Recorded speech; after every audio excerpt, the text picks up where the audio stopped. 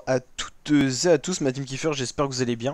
Aujourd'hui pour cette nouvelle vidéo, on se retrouve pour un bilan complet, classement Ligue 1, Ligue 2 pour le mois d'avril 2022. Donc en Ligue 1, pas de réelle surprise, le PSG est toujours dominant, bien que 4 défaites quand même, les défaites qui s'accumulent malgré qu'elles restent faibles, hein, c'est le meilleur ratio de la Ligue 1. 4 défaites, 5 nuls, 21 gagnés, 68 points. C'est une domination assez large au final quand même pour le Paris Saint-Germain qui n'a pas de réel adversaire avec notamment le même budget et les mêmes joueurs dans cette compétition.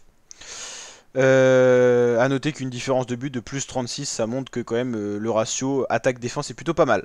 Rennes, c'est un très bon ratio, c'est le même que le PSG, donc ça montre quand même le talent de cette équipe qui n'a pas le même budget que le Paris Saint-Germain, qui a un budget inférieur à pas mal d'équipes en Ligue 1, mais qui a un vivier de très bons joueurs. Deuxième position, avec un match d'avance quand même à souligner sur le PSG, Marseille, encore Strasbourg, Nice. Bon, un match quasiment d'avance sur toutes les équipes. Rennes qui reste sur une très bonne continuité, 4 victoires, 1 nul, c'est le meilleur ratio tout simplement de ces 5 derniers matchs pour toutes les équipes de Ligue 1. Marseille 3ème, 56 points, ça régresse un petit peu, mais bon il y a un match de retard comme on l'a vu, donc à voir ce que ça va donner.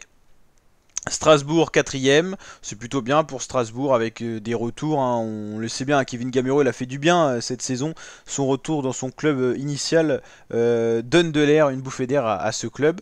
Nice 5ème, 6ème Monaco, ça va mieux que l'an passé, 7ème Lille, c'est moins bien, Lille qui a gagné la Ligue 1 l'an passé, faut pas l'oublier, là c'est quand même beaucoup moins bien avec cette 7ème position, et encore ça pourrait régresser avec Nantes qui talonne justement les Lillois à la 8ème position, encore Lyon 9ème, l'OL c'est pareil, ça va beaucoup moins bien cette saison. Lens 10ème, 11ème on retrouve Montpellier, 12ème Brest, 13ème Reims, 14ème Angers, 15ème Troyes, 16ème Lorient avec 31 points, Clermont 17ème qui a un match important ce soir face au Paris Saint-Germain, Saint-Etienne 18ème, Metz 19ème et Bordeaux 20ème. Metz-Bordeaux, très mauvaise passe pour eux, on le voit bien dans les 5 dernières rencontres, mais c'est surtout au classement que la relégation, ça craint pour ces deux équipes.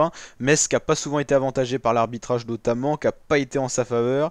Un peu grotesque même des fois.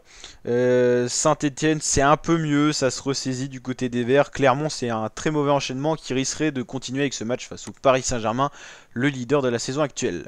Du côté de la Ligue 2 on a toujours Toulouse qui domine, Toulouse qui devrait sans trop de surprise aller en Ligue 1 la saison prochaine, c'est le niveau de Toulouse, c'était d'ailleurs c'était surprenant de les voir sortir de la Ligue 1, mais ils vont y re-rentrer après une année sans trop de suspense dans cette Ligue 2. Ajaccio c'est plutôt pas mal, ils méritent aussi leur place en Ligue 1 la saison prochaine.